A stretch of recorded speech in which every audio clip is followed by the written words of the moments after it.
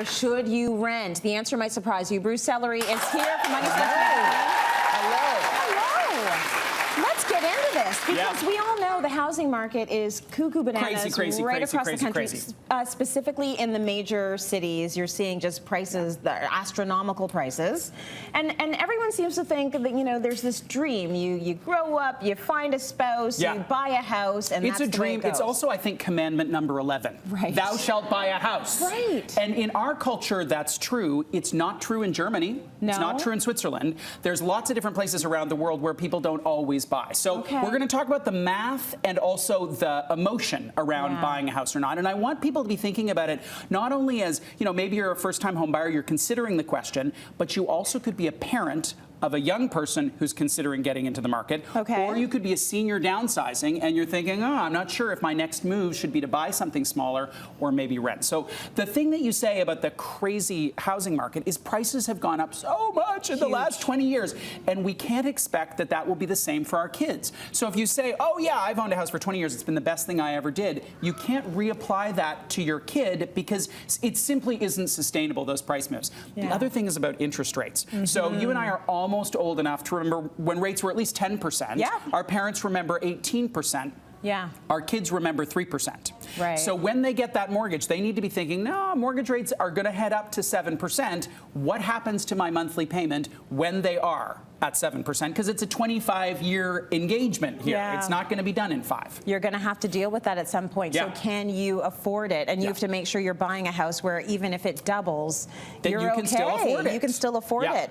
So what do you need to be thinking about financially to make that decision? Well, of course, I did the math. So we moved from Calgary to Toronto, and we did the math. Should we rent or buy? And the answer was rent. So what did we do? We bought. You bought. Of course. Of course, because I'm a personal finance guy. But here's what the math looks like. It is the rent number that you would pay, so say $1,500, but then the investment return on the money that you're not putting towards a mortgage. And this is the key thing, because renting is generally cheaper, right? You don't have property taxes, maintenance, renos, new kitchen, but you have to make that money work for you. So that's the really big thing on the rental side. On the buy side, we know it's the mortgage payment, the condo fees, the property taxes, utilities, maintenance, about 1% of purchase price. But the big thing that people don't think about is you've moved into a house and you don't like the paint.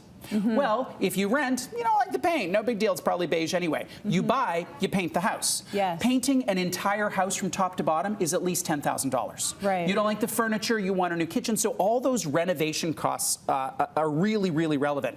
The other thing that people fail to consider so often is the duration that they're going to be in the house. And this is particularly relevant for young people because you pay a 5% real estate commission to sell. You pay land transfer taxes. You pay a mover. So if you're not going to be there for 5 years, buying may not make sense because there's so many switching costs that are going to, even if the condo appreciates in price or the house appreciates in price, it may not go up enough to offset the fact that you're losing 5% on that real estate commission. That land transfer tax is it's significant. So many surprises. It's very significant.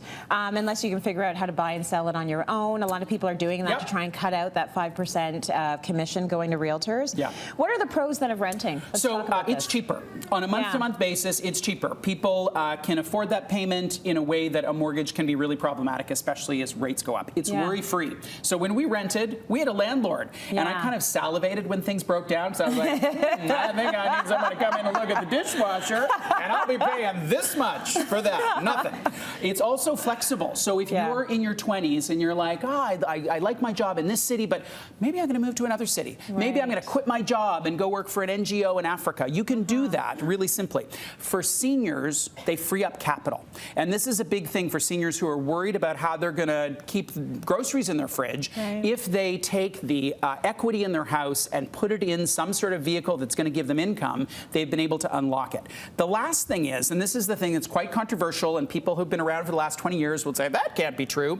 The price of houses over long periods of time does not rise nearly as fast as the stock market. You're like, what? You got to, what? But it's true. And the Nobel Prize winner in economics, Robert Shiller, looked at the data. He said, your money is hugely better invested in the stock market than the house. Now, Toronto and Vancouver, no one is going to even listen to what I'm saying on that front. But if you look to the next 10 or 20 years, do you really think house prices are going to double again? Because our kids aren't going to have their income double. It's just not going to happen. No. So how are they ever going to afford that house? I don't know. They're living in my basement. And we love our children.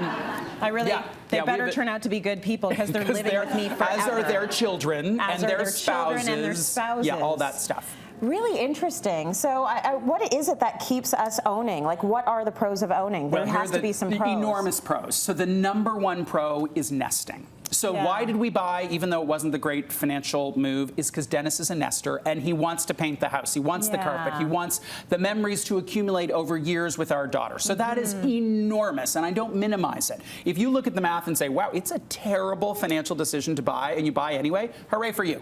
Just as long as you've done the math. But the other enormous benefit, and this one is financial, is it's forced savings.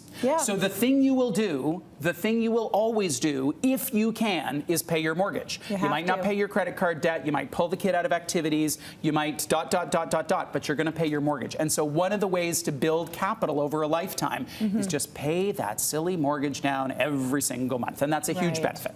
Okay, so a lot of people you have to think about why you're buying that house. I think a lot of people think I'm going to buy this house and maybe one day we're going to sell it. But if that day never comes, you're not making a ton of money on the house anyways. So it's a trade-off that people don't think consciously about. So you think about what you want. A lot of people think, I want a walk-in closet. I want to be able to see my clothes like it's a store, just like Barbara Streisand. I want that. But you also want to travel. So you're making a trade-off in every purchase related to your house, and the dollars that you pay, you're making a trade-off. The second thing is on affordability, and I cannot beat this drum loud enough, is what the bank tells you you can afford disregards anything else in your life that you might want. Retirement savings, education savings, they're answering that question from the perspective of, will Tracy default? Not, oh, you know, she wants to go somewhere great for her 35th birthday, or she wants to do something great with her kids. Bless you for the 35th. I know, I totally always round down. Oh, that's always round down. That was good. I've learned something. Yeah, I like that a lot about you. You're welcome. Okay, so you got to be really careful. If they say you can afford a $1 million home. Look at what that payment is at 7% interest and think, so what does my life look like? And will my skin change in complexion if I eat cat food for 3 years? Is that an attractive look for me? I don't know. See these tips? They're amazing.